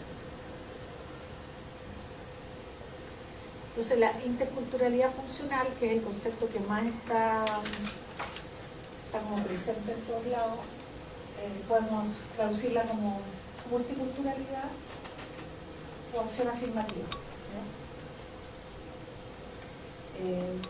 Ya que estas políticas que se llaman interculturalidad funcional no buscan transformar las relaciones de poder, por eso se llama multicultural, sino también buscan estas acciones afirmativas, y por eso todas las políticas educativas, gran parte de las políticas educativas interculturales han sido más bien acción afirmativa, dirigida para la población indígena.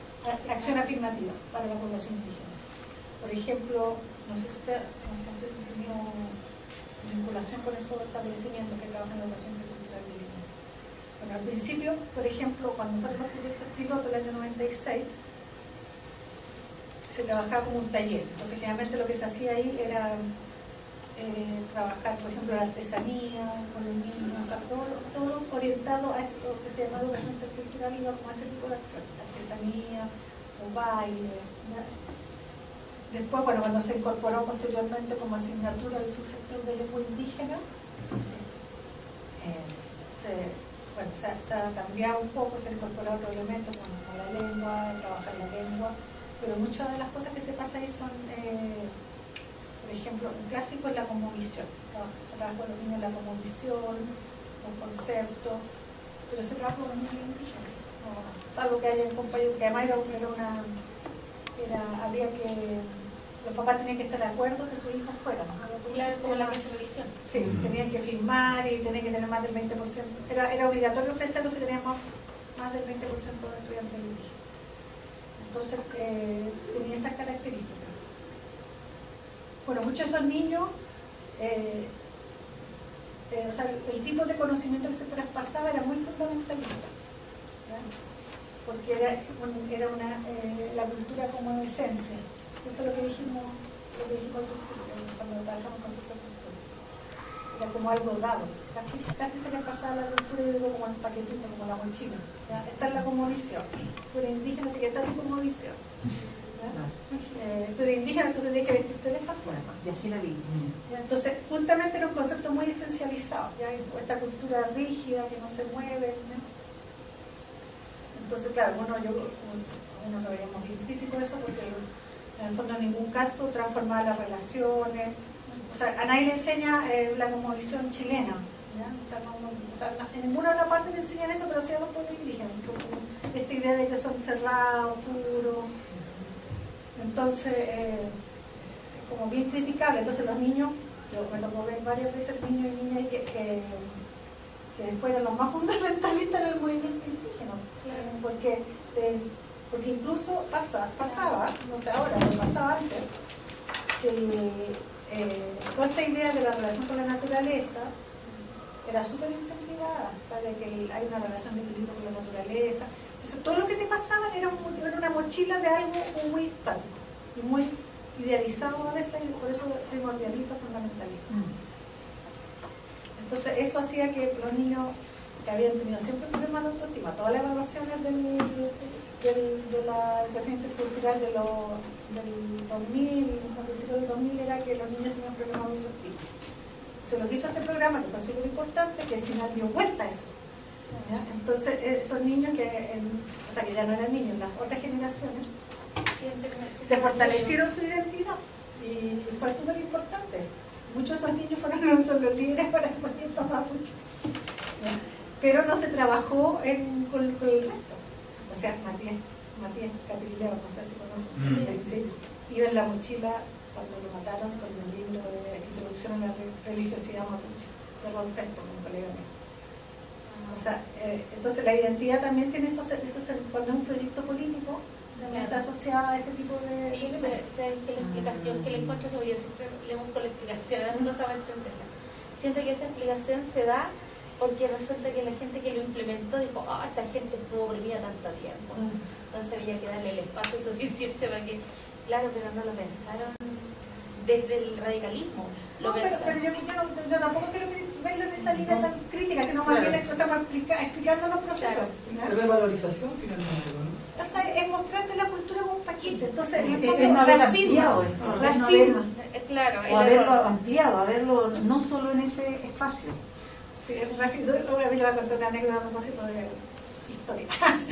Una vez estábamos haciendo un diplomado de Mapuzungún, de lengua, con dirigentes, lo habíamos hecho en conjunto y todo.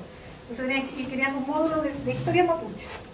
Entonces yo le dije, ¿por qué no invitan a la gente mayor y que ellos les contemos la historia? Hagamos la clase de esa forma, porque la historia está viva, la concepción mía, la historia está viva, está ahí. No, es que queremos que haya un profesor y que lo pase así, que haga el dibujito, que a tal profesor y que pase así la historia, lo más estructurado posible, porque así aprende la gente. Entonces, yo decía, pero claro, pero está estructurado, quitándole toda la riqueza de la historia, porque teniendo a toda la gente, los quinches y la gente mayor que podría haber trabajado, pero los propios dirigentes prefieren la historia, claro, porque es como el sistema educativo, yo creo, de que es más fácil así estructurado, pero le quitan la riqueza. Esa es la visión mía, soy antropóloga. Nos pasó ayer. Volvemos pero Y claro, desde no tu nos visión, sacamos eso. la mirada y la opción de Héctor Seytoux. Que me está preguntando a mí mi opinión personal. No, claro, porque el tema Respecto a la fundamentalista, multiculturalidad, O sea, mi visión es que siempre en los movimientos hay de todo.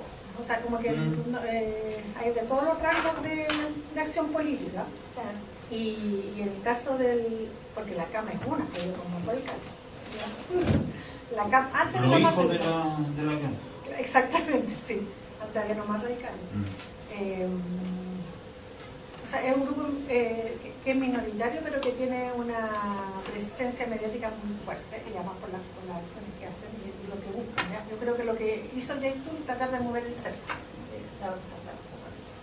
Bueno, y nos perjudicó todo, yo creo. Claro. Pero es parte de los movimientos indígenas. Estamos, al no reconocer la historia, al no conocer la historia de los otros, todos estos procesos de discriminación histórica, todo eso genera que haya esta diversidad de acciones políticas. Y no todos los países siempre ha sido así. Yo no estoy de acuerdo, por supuesto, con la violencia y ese tipo de cosas, pero es parte del movimiento mapuche. Hay que entenderlo de esa perspectiva. El libro de Matías Catrileo, no es Matías, Malón, de Fernando Pailicán, explica muy bien el surgimiento de la cama. Por ejemplo, uno de los pedazos, uno de los relatos que dice... ¿Quién, perdón? De Fernando Pailicán. Malón se llama el libro. Que dice, a mí me quedó muy marcado. Malón. Me quedó muy marcado cuando lo leí y decía uno de los dirigentes de la CAM, no Seytoux, se le nota corriente, pero contaba, porque él hizo harta historia de vida, entonces decía uno de los dirigentes de la CAM, que contaba la historia de cuando él era niño, que él iba caminando por el pueblo con su mamá y cómo se empezó, como que retrata esa idea, va sintiendo la discriminación que sufre cuando va caminando con su mamá vestida de mapuche, no sé qué pueblo, y empieza a contar toda la historia. Entonces dice cómo estos niños desde chiquitito procesaron toda la discriminación y que en el fondo van a ser después los libres de la cárcel. Interesante leer el libro eso, porque sale explicado el instrumento de la cárcel. Ahora, yo estoy trabajando en ese sector, Cañete, en una Huayputa, y lo que dice la gente del lugar, las comunidades, es que hay violencia y todo eso, pero lo que ellos han dicho, se han acercado, ellos mismos están generando estrategias de contención de las acciones violentas a partir de conversación, de ir a tener reuniones, y en el fondo yo creo que una de las vías políticas es que los mapuches, los propios mapuches sean los que puedan controlar a los grupos, porque si no es imposible, se están metidos en los cerros. Claro. Y además hay un modelo activista forestal brutal. Entonces estas comunidades con las que nosotros trabajamos recuperan tierra también. Hay diferentes formas, está todo recuperado. Y entonces ellos, la pandemia, en una recuperación, sembraron trigo. Entonces todo lo que se está comiendo hoy día, esta comida, cuando yo fui post pandemia, era parte de la recuperación. Entonces lo que ellos mostraban es que la estrategia política mapuche al interior de las comunidades, de estos sectores del conflicto, es mucho más viable que cualquier otro. Interesante, porque ellos mismos generan estrategia de control. Y además de recuperando tierra igual, porque también viene una situación de pobreza impresionante.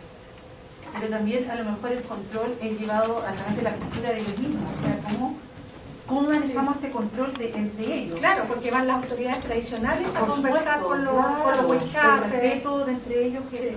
Entonces, bueno, pero es parte del movimiento mapuche y siempre han tenido una vía institucional los mapuches, que eso tampoco o sea, vienen ahora y han tenido desde muy temprano. Desde 1900, el primer diputado mapuche es de 1924, si no me equivoco, por ahí, Francisco Merlino, primer diputado de la República. Tiene como 9 o 10 durante el siglo XX. O sea, hay un montón hay la vía institucional mapuche de dialogar y parlamentar es desde siempre. Y imagínate tener diputados, el único pueblo que tuvo diputados de la República desde 1920. Y iban con sombrero de copa a dialogar a Santiago con el presidente. A mí lo que me llama la atención, yo desde el absoluto, yo no conozco ni siquiera la zona de manera geográfica, no conozco mucho, pero sí me llama la atención es por qué hay grupos de mapuches que están a favor, digamos, de no recuperar sus tierras o qué sé yo, comillas, vendidos al sistema, no sé si es el concepto, y otros que están súper radicalizados, y otros que finalmente tienen su parcelita y viven en sus comunidades, no les interesa mayormente lo que pasa con el resto. Ahí me cuesta como entender por qué no esta causa común no logra aunar los esfuerzos de todos, de la recuperación territorial, de reconocimiento a su historia, a su cultura, que es parte de la nuestra también, en fin, ahí no entiendo. O sea, lo primero reconocer que es un pueblo complejo y diverso e integral. Eso es lo principal. Entonces, como toda la sociedad, hay personas más radicales, como nosotros. ¿Y cómo ustedes están divididos? Entonces, eso pasa en todas las sociedades. Por eso el concepto de cultura que no hay. O sea, que hay que verlo como un pueblo dinámico y complejo. Además que ellos nunca estuvieron unificados. O sea, nunca fueron un Estado. Desde la conquista, exacto. Los españoles imaginaron todo lo que les costó, por eso mismo, porque estaban todos así. A la nación se le impuso un concepto de Estado finalmente, y sin recordar que los mapuches, hasta Bernardo Higgins lo reconoce como un pueblo libre, porque no pertenecían, íbamos a negociar como, y como dos pueblos soberanos, Chile un pueblo soberano y los mapuches un pueblo soberano, y finalmente hay que entender que los mapuches son chilenos desde ¿cuántos? 140 años solamente, antes nunca para ellos nuevo. Es nuevo ser chileno. Y obviamente que vamos a volver a la lógica de la semana pasada. O colaboramos, o ¿cuál era la segunda? Colaboramos, resistimos, y la otra que también lo adaptamos. Y finalmente hay sectores que se están adaptando y otros están resistiendo y otros están colaborando. Como todas las sociedades. O sea, es lo mismo que la semana pasada. Pero para decir eso, o sea, hay que sacarse eso del mapa que yo les dije. Sí. Pueblo mapuche, aymara, saquémonos eso y hablamos como sociedades completas y sociedades modernas, o sea, sociedades contemporáneas. Se tienen toda su diversidad y que se relacionan, no están aislados en la punta del cerro, sino que están viviendo en todas partes. Por eso apuntaba yo al sujeto nomás, a la persona, al sujeto que... Y ahí está la identidad. Claro, la identidad es lo que decía, la identidad es lo que genera... Y cultura es más allá que sujeto, ¿no? Y la identidad es lo que te genera el sentido de pertenencia, y esa identidad puede que no la tengan un minuto, de repente el chico que tenía el apellido mapuche como Matías Apellido, que es el otro libro militar, de repente empieza a ver que su apellido es mapuche y empieza todo un proceso en la cabeza y de pertenencia, etcétera. Entonces eso es lo dinámico, hay que ver lo dinámico, complejo, contemporáneo. Como también dependiendo de la historia de vida de cada historia de vida y las relaciones donde se cree que la escuela que les pasó, que le dijeron, que le hizo clic o le hizo resistir.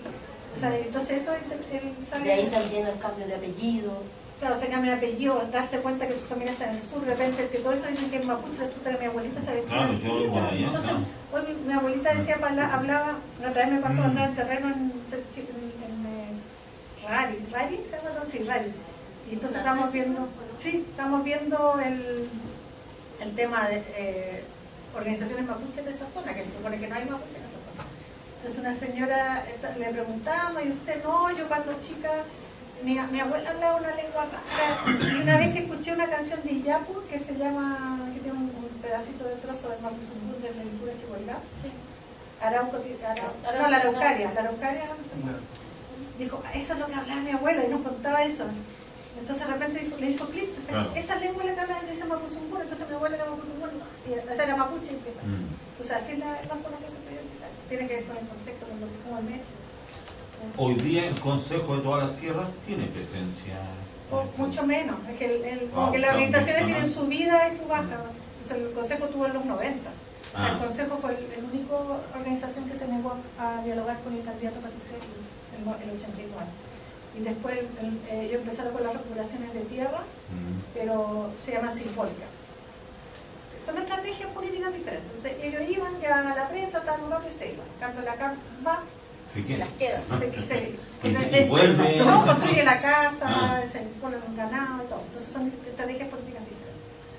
Claro. Entonces, eso hay que ver esa diversidad. Y entonces a veces de acá se sale un grupo de jóvenes y llegan gente de afuera, así. Y después ellos pueden que después lleguen a acuerdo. Por ejemplo, Adolfo Millaún, que fue candidato constituyente al tanto de Tinoa, al principio participó en los inicios de la Cámara, después dijo no, la vida institucional y se metió y fue alcalde, no sé cuántos periodos y fue constituyente. Es dinámico, es siempre así. Ya, no me queda nada, así que terminemos esto. Ya, entonces ya vimos que la interculturalidad funcional, eso no lo voy a poner, la interculturalidad crítica. Muy chica la letra, ¿no? Bueno, la interculturalidad crítica, que es esta visión que lo lidera, lo ha trabajado mucho Walsh y Virtulino. Lo que hace es que dice que cuestiona, o sea, dice que la diferencia, o sea, los problemas de la relación tienen que ver con las desigualdades que se asocian a las diferencias. Por lo tanto, es necesario revertir estas brechas desiguales, ¿ya? Y por eso un proyecto de acción, un proyecto de transformación de la sociedad, ¿ya? Entonces, por eso digo que es una utopía, porque en el fondo, o sea, los pueblos indígenas con el resto de la sociedad nacional viven una situación histórica de dominación, imposición de un modelo, de poco de tierra, todos esos elementos. Entonces, eso no lo va a poder revertir, o sea, de un día para otro, por lo menos, ¿ya? Tiene que ser un camino, avanzar hacia un camino donde los pueblos indígenas en este caso empiecen a tener una situación de mayor igualdad con el resto, puedan desarrollar su lengua, puedan aportar al resto de la sociedad en mejores condiciones, etc. Es un camino a avanzar, es avanzar ya no solamente en el reconocimiento, sino también en los espacios de poder, en los espacios de toma de decisión. Eso es una utopía, un camino. ¿Ya? Entonces eso es lo claro. Y lo que aquí, para terminar antes de lo que dicen los propósitos de la interculturalidad, que lo dice Roncón y otros, sería compensar, dialogar, interactuar, diferenciar, reconocimiento y fortalecimiento cultural, empoderar, transformar, descolonizar, reparar, como los conceptos que deberían aportar a la interculturalidad. Entonces, ahora, ¿cómo esto se aplica en un aula? Esa es la que ustedes tienen que pensar. ¿Cómo estas acciones se aplican y cómo pasamos de una interculturalidad más funcional de reconocer la diversidad a una acción más de convivencia y de reconocimiento y de una oportunidad, de entender la diversidad como una oportunidad de enriquecimiento mutuo, pero no que nos convirtamos en el otro, que el otro se convierta en nosotros, sino que mantengamos nuestra diferencia, que podamos tener este espacio de interacción y de reconocimiento y diálogo mutuo. Ese es como el desafío. Y podemos llevarlo al aula. Y eso puede ser desde los materiales, cómo trabajar los materiales, el estudio, a cómo hacemos las actividades, el trabajo, etc.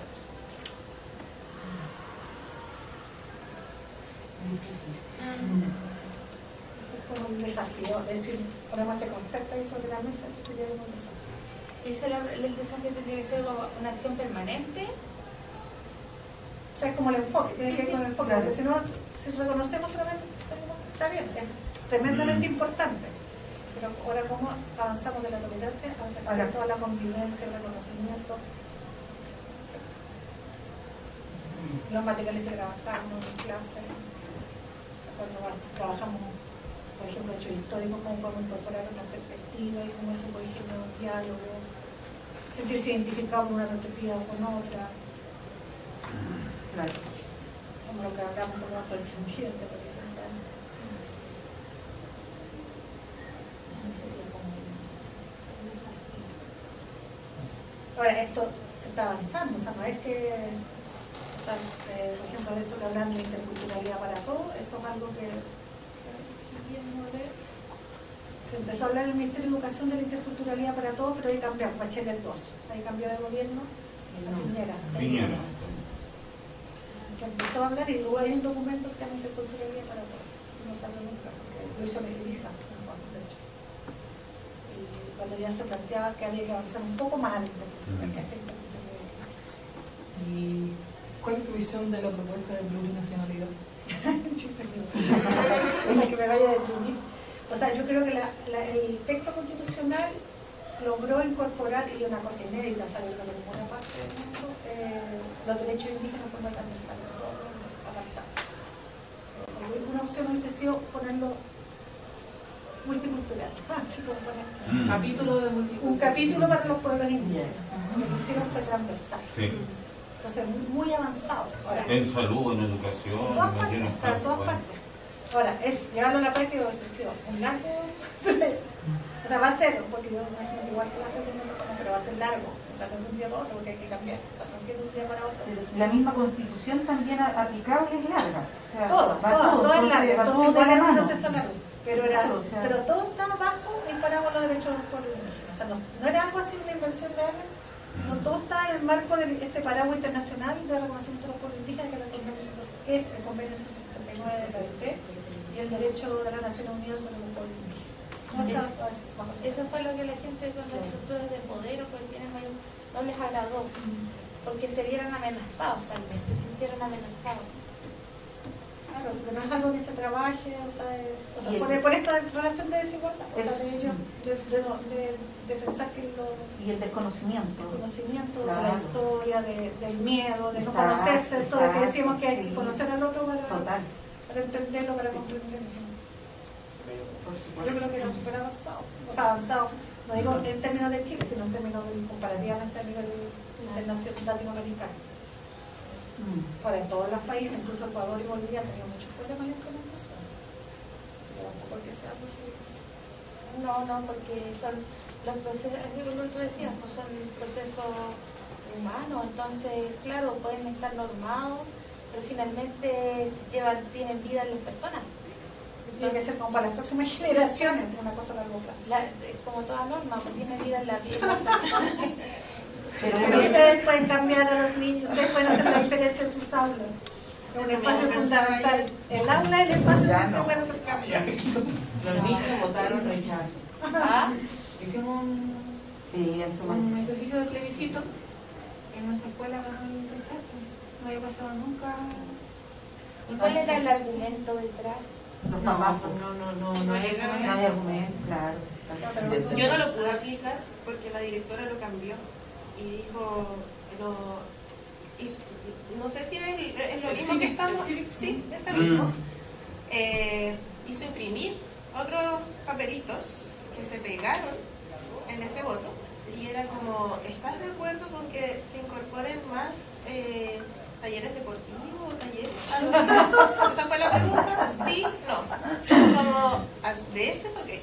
Yo no era la encargada, a pesar de que era la profesora de historia, la encargada era la profesora de formación integral, que es una profe, a ver, ¿cómo puedo decir? Como que acepta mucho, y no va al choque, no discute y acepta lo que la directora dice. Yo le dije, Carla, tú no dijiste nada, no, pero amiga, ¿qué voy a decir? Y yo así como, yo no lo podía entender, no fui a hablar con la directora, no, yo dije, no voy a lograr nada porque esta decisión está tomada. Y los chiquillos votaron, pero en esta votación, mientras estaban, los chiquillos, apruebo, decían así, porque sabían, porque claro, les pasamos todos los módulos, que era otra cosa, para finalmente en la votación, o sea, era algo que no se entendía. En nuestro colegio desde el 2017 que hacemos todas las elecciones y en el 2020 ganó 81-19 la prueba y ahora perdimos se perdió por 17 votos y fue como súper. Y nuevamente ahí ya usted entonces yo no tuve ninguna antesala, ustedes ya sabían que a lo mejor podían ganar. Sí, claro, por nosotros lo ejercicio. explicábamos porque nosotros tenemos como un tercio de nuestra matrícula que son venezolanos. 35%. Lo mismo me pasa. Entonces nosotros ya lo explicábamos por Allá ahí. es como el 50 o más. Pero finalmente nosotros ahí decíamos, uy, se puso derechita el colegio y ahora somos más izquierdistas que Chile. Tenemos mejor ¿sabes qué? Yo creo que es un error observarlo desde izquierda. No, sí, es como yo te una lo digo, forma porque ¿sabes qué? desear, Yo creo ¿no? que ahí hay un error de mirada. ¿Sabes qué? Yo creo que aquí se asentó la idea de que la propuesta constitucional era mala. Y la gente común y corriente se quedó con esa idea de que era mala. Y no cuestionó mayormente porque era mala, ni tampoco porque podría haber sido buena también. Y hasta ahí llegó el análisis. Son muchos factores, yo Sí. encuentro muchos. Está muy, ¿cómo se calienta todavía? Sí. Y yo dijo que ganó 61, 30, 65, 35. Pero el director no quiso hacer la lectura el viernes, sino que hoy día. Y ganó el apruebo 65. Ah, y ganó el apruebo. Bueno, hay harto trabajo que hacer ahí. No digo para concientizar, sino para trabajar estos temas y que eso puede también ayudar a... Volviendo al tema Sí. formación en derechos humanos. Yo creo que ese tiene que ser como la línea de aquí para adelante, como transversal el todo. Yo creo que aquí hay una tarea enorme en torno a la educación ciudadana. Sí. Que ojalá que lo pueda tomar un poco la bandera de este gobierno. Yo creo que en el corto plazo es lo que se puede hacer, como viéndolo de forma transversal, tomando asumiendo, pasando primero, como bien tú decías, por la multiculturalidad. Yo creo que incluso ahí estamos como al debe, como que, claro, como pensábamos como ir hacia el otro paso. Pero me cuesta mucho pensar el siguiente paso cuando tengo dudas que en el paso en el reconocimiento estamos todavía en desarrollo con las personas en situación de discapacidad, con la llegada de migrantes, con el tema de los pueblos indígenas. No es tema, porque no hay un reconocimiento.